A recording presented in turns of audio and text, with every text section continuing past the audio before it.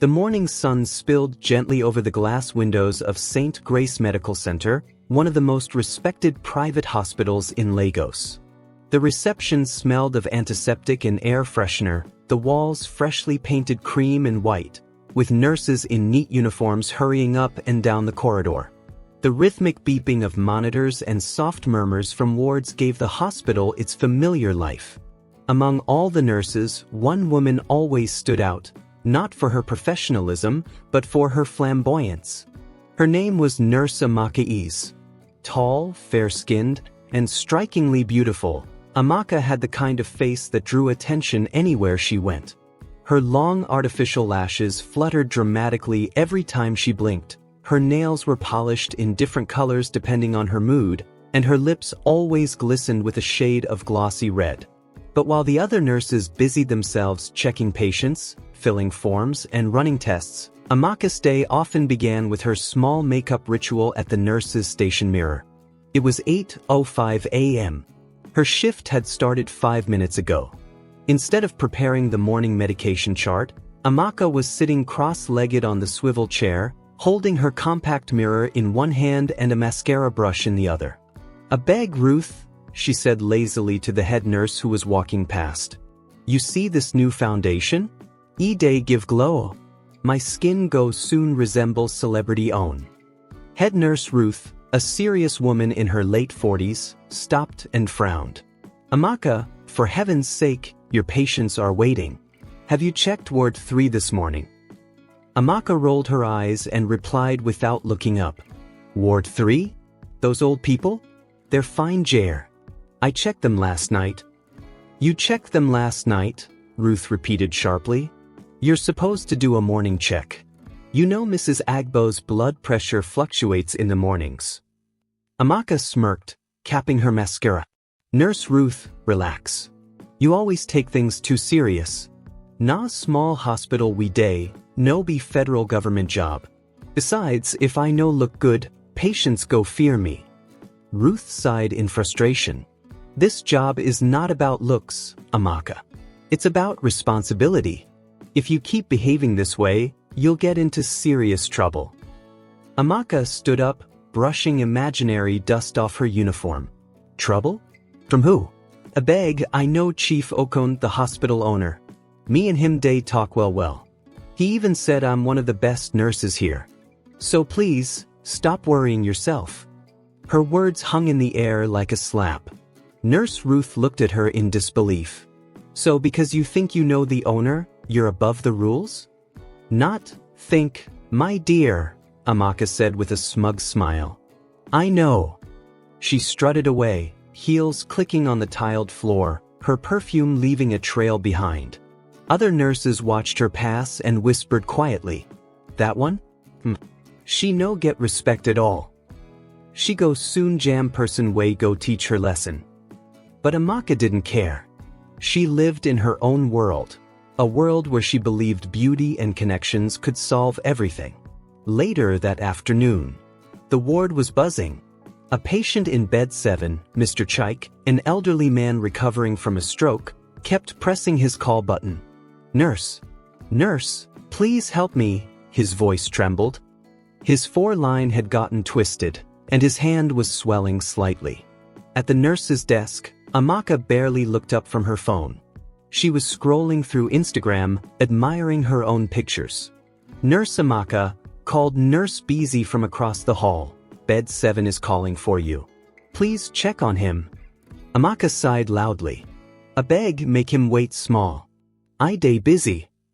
"Busy with what?" Beezy asked, glancing at her phone screen. Amaka gave her a sharp look. "Mind your business, Beezy. I know what I'm doing." After 10 long minutes, when the patient's condition worsened, Beezy ran to help. By the time she fixed the 4 and stabilized him, she looked furious. She turned to Amaka. "You almost caused another crisis. You didn't even go and check." Amaka shrugged, unconcerned. "He's alive, ABI? Then no problem."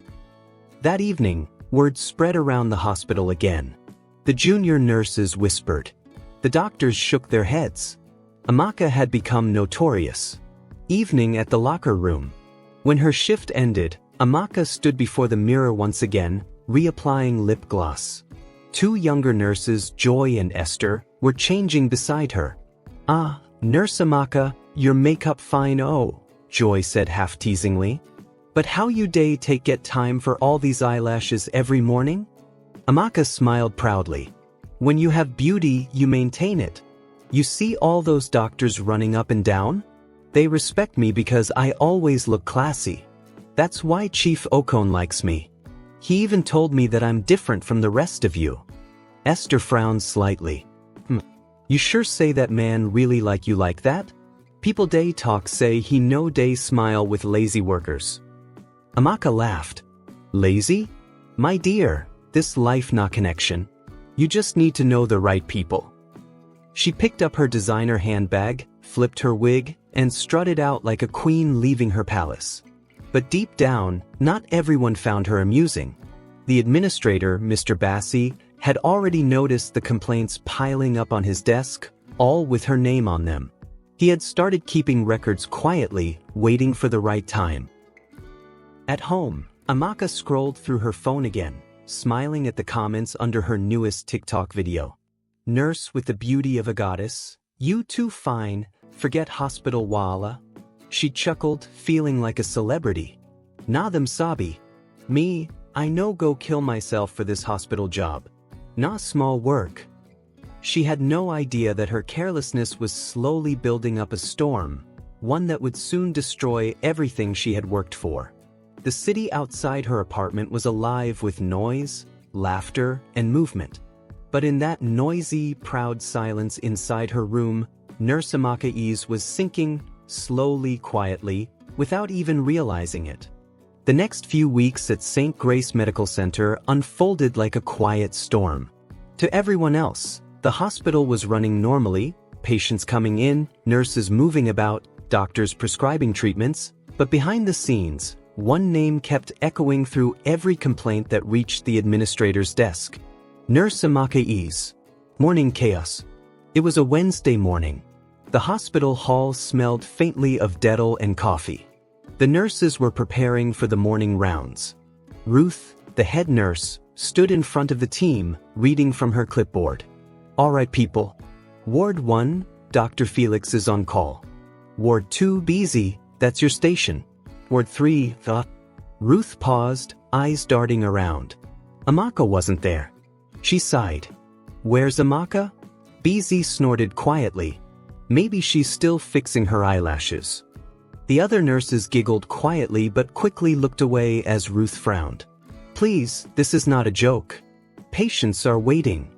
Just as Ruth finished speaking, the sound of high heels clicked from down the corridor.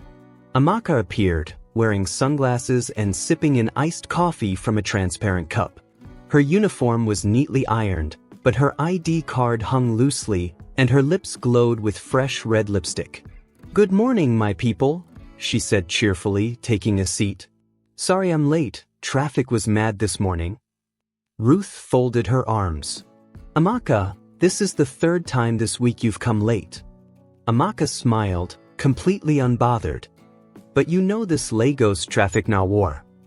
Ruth shook her head and continued, but the irritation on her face said it all. An hour later, Amaka strolled into Ward 3 with her phone in one hand, humming a Tiwa Savage song. She didn't notice that Mrs. Agbo, the elderly hypertensive patient, was struggling to breathe. "Nurse," the woman whispered faintly. Amaka was too busy taking a selfie near the window. "Ah, perfect lighting. My followers will love this." "Nurse," the old woman gasped again. Luckily, Nurse Joy, who was just walking past, heard the weak voice and rushed in. "Jesus! Mrs. Agbo's pressure is dropping." Joy ran to grab the oxygen mask, and within minutes, the crisis was contained. But she was furious. "Amaka!" she yelled, turning to her colleague. "She almost fainted, and you didn't even notice?" Amaka frowned, offended. "Why you day shout like that? She's fine now, ABI? You people should calm down." Joy stared at her, speechless. "You're unbelievable." That afternoon, Joy wrote an official report to the administration. It was the third one that month about Amaka. The complaints didn't stop with the nurses. Patients began to speak up. One morning, a young man named Chima, recovering from appendicitis, limped toward the front desk. He looked tired and pale. "Excuse me," he said to the receptionist. "Please, can I see the head nurse?" When Ruth came out, Chima explained, "That fair nurse, the one with eyelashes, she told me to change my bandage by myself. She said she was busy." Ruth's face tightened. "She told you what?" "She said she'll come later, but she never did." Ruth apologized sincerely and promised to handle it.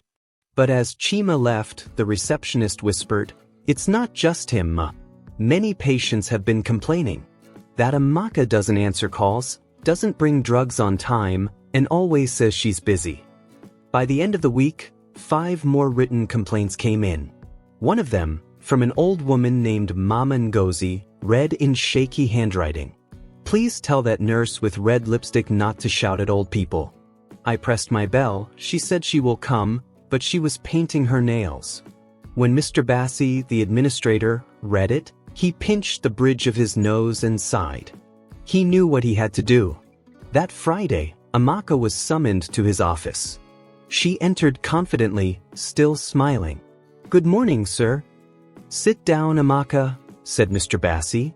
His voice was calm, but his face was serious. Amaka sat, crossing her legs elegantly. "Is there any problem?" Bassi leaned forward. "Amaka, I've received several complaints about your behavior, both from patients and other staff. They say you ignore calls, come late and act rudely." Amaka laughed softly. "Sir, people are always talking. Maybe they're just jealous. You know how these hospital people behave." "This is not about jealousy," he said sharply. "This is about negligence. This hospital's reputation is at stake." Amaka tossed her hair. "With all due respect, sir, I know Chief Okon. If there's an issue, he will tell me directly." Hat name again. Chief Okon. The hospital owner. Mr. Bassi's expression darkened. "You keep mentioning Chief Okon. But let me tell you something, no one is above discipline in this hospital. Not even the owner's family." Amaka smiled. "Okay, sir, no problem. If you're done, can I go? I have a patient waiting." He exhaled deeply. "You may go. But consider this a warning." As she walked out, she muttered under her breath, "Old man. He just stayed jealous small girl way fine past his daughters." By evening, everyone had heard about the meeting. In the locker room, the nurses whispered while changing clothes. "I heard the administrator warned Amaka again," Joy said. "Warned? They should have suspended her," Beezy replied. "She's too proud." Esther looked around nervously. "Shoo, she's coming." The door opened, and Amaka walked in, humming loudly, as if nothing had happened. She opened her locker and began packing her bag. "You people have long faces. What happened?" she asked with fake innocence. Beezy rolled her eyes. "Nothing. We were just talking about work." Amaka smirked. "Work? You mean gossiping about me?" Joy stood up. "Nobody is gossiping, Amaka. We're tired of covering for you, that's all." "Covering for me?" Amaka laughed mockingly. "I beg, go rest. You people work like slaves. Me, I have sense. If you don't like my style, that's your business." The room went quiet. Only the faint hum of the air conditioner filled the space. Amaka picked up her phone, applied lip gloss again, and took a mirror selfie before walking out. After she left, Joy whispered, "One day, she will push her luck too far." Beezy nodded. "And when that day comes, we'll be here to watch." By the end of that month, St. Grace Medical Center had received 12 written complaints, the highest ever recorded for a single staff member. Still, Amaka acted untouchable. She laughed when people warned her. She even told her friend, "See, this hospital cannot run without me. The patients like me. Chief Okon likes me. I'm safe." But in the administrator's office, a silent decision was already forming. Mr. Bassi had begun documenting everything, every late arrival, every complaint, every missing report, ready to present to the hospital board. And far away, in his mansion, Chief Okon himself had started to hear whispers about a nurse who claimed to know him personally. He didn't like the sound of that.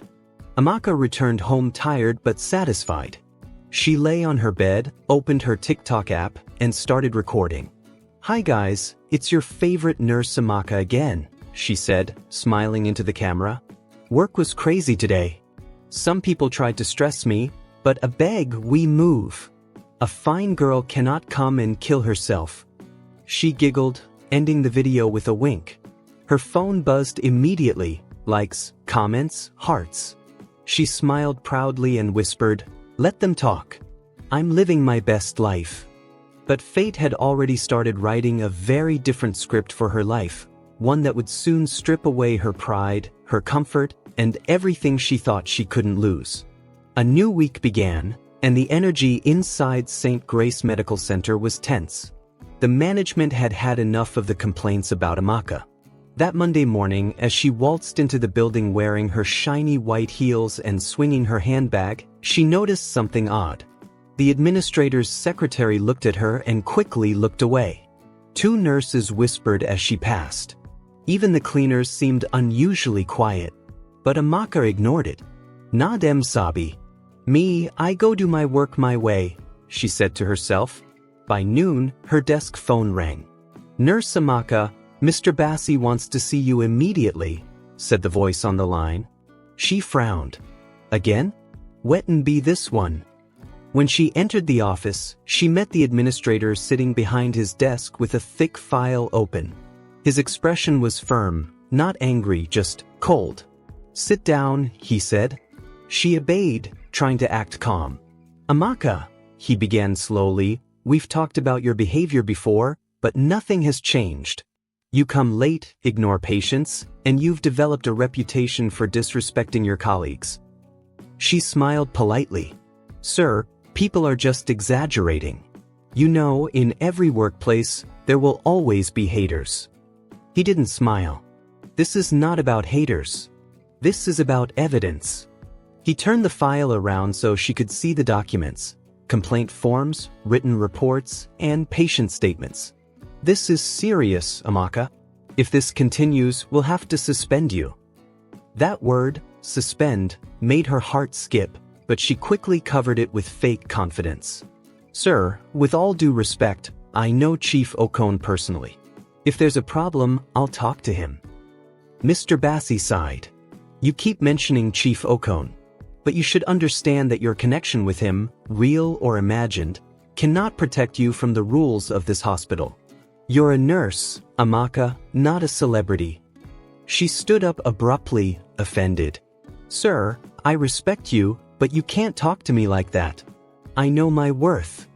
"Then prove it," he said sharply. "Show me through your work, not your attitude." Amaka grabbed her bag and stormed out. As she walked down the corridor, tears of frustration burned behind her eyes. She hated being talked down to. She hated feeling powerless. So she made up her mind, she would act even more confidently. If they wanted to see pride, she would give them pride in full. The hospital's peace was about to shatter. It was a humid Thursday evening when a young pregnant woman named Ngozi was rushed into the emergency ward. She was bleeding heavily. Her husband's face was pale with fear. "Please help my wife. She's in pain." The on-duty doctor shouted, "We need a nurse here immediately. Where's Nurse Amaka?" But Amaka was at the mirror again, adjusting her lashes and trying to glue one side that had started to lift. "Amaka!" Nurse Joy yelled, running past the nurse's station. "Emergency! Or two. A woman is losing blood." Amaka waved her off. "I beg, go first. I'm coming. I just need to fix my lashes." By the time she arrived, a full 7 minutes later, the ward was chaotic. The doctor was drenched in sweat, trying to stop the bleeding. The woman's husband was crying. "Do something. Please, my wife." "Where is the forceps?" the doctor yelled. "Amaka, bring it." She hesitated for a few seconds, confused, trying to find the right tray. "Hurry up," the doctor barked. She finally passed the set, her hands shaking. Ngozi was barely conscious. After an intense 20 minutes, the woman stabilized. The doctor leaned against the wall, exhausted and furious. He turned to Amaka, his voice trembling. "You nearly cost this woman her life." Amaka, still breathing heavily, muttered, "But she's fine now. Why are you shouting at me?" The doctor stared at her in disbelief.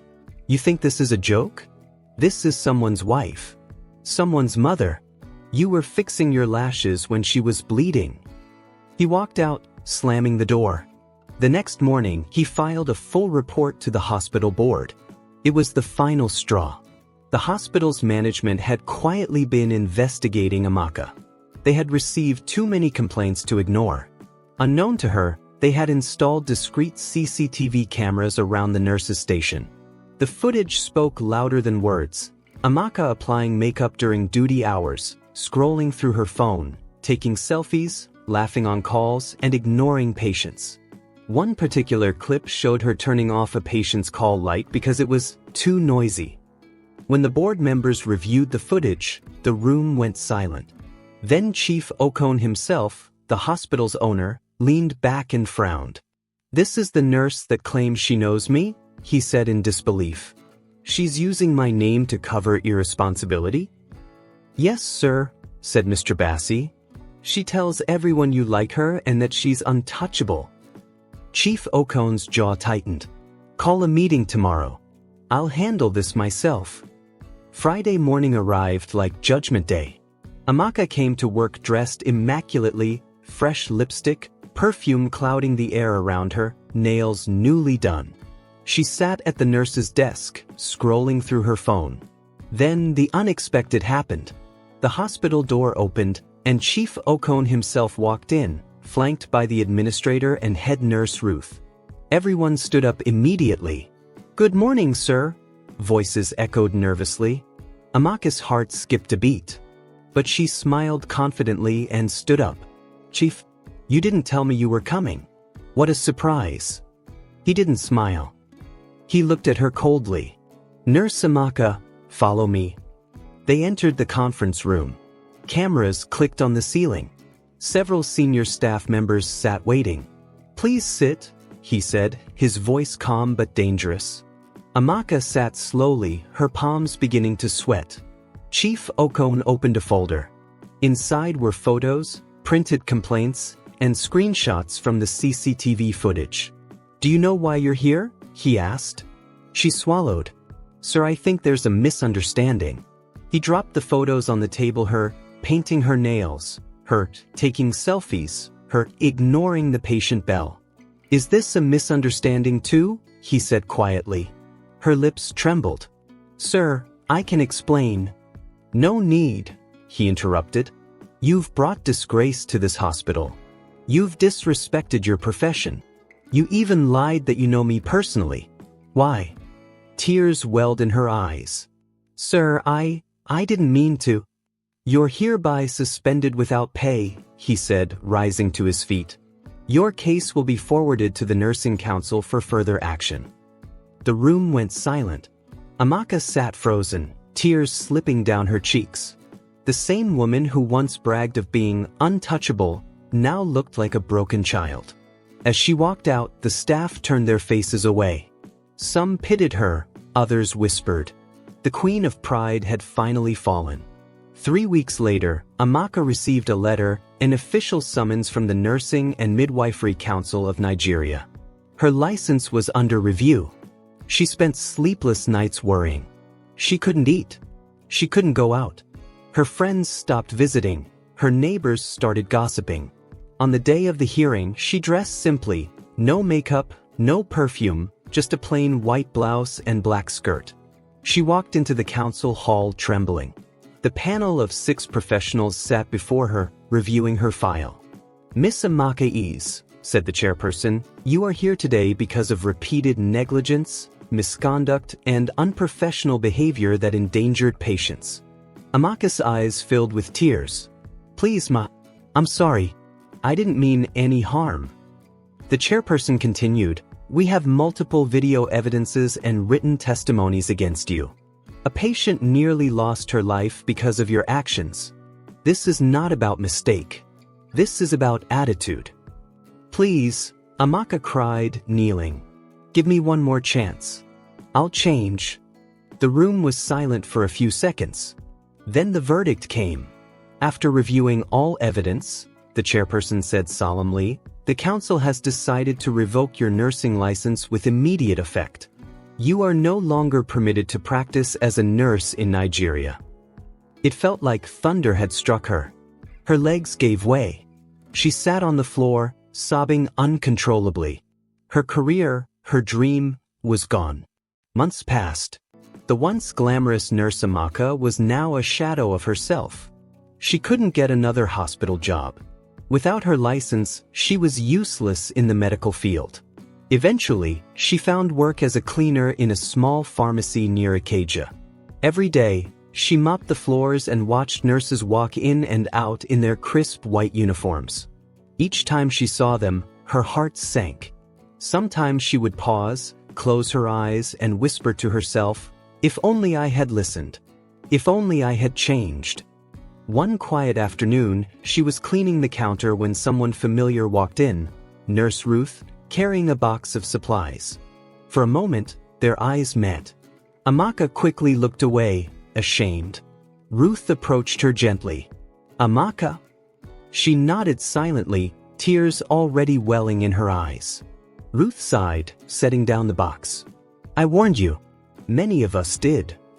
"I know," Amaka said softly. "I didn't listen. I thought I was above everyone." There was a long silence. The sound of cars outside filled the gap. Ruth placed a hand on her shoulder. "You've paid the price for pride. But life doesn't end here. If you're truly sorry, start again. Find another path. Be humble this time." Amaka nodded, tears streaming freely now. "Thank you, Ruth. I'll never forget this lesson." As Ruth walked away, Amaka watched her go, her heart heavy but strangely lighter. She whispered quietly to herself, "Pride destroyed me. But maybe humility can rebuild me." If you enjoyed this story, don't forget to like the video. Share it with your friends. Subscribe to our channel for more emotional and inspiring stories. Your support helps us create more amazing content. Thank you for watching.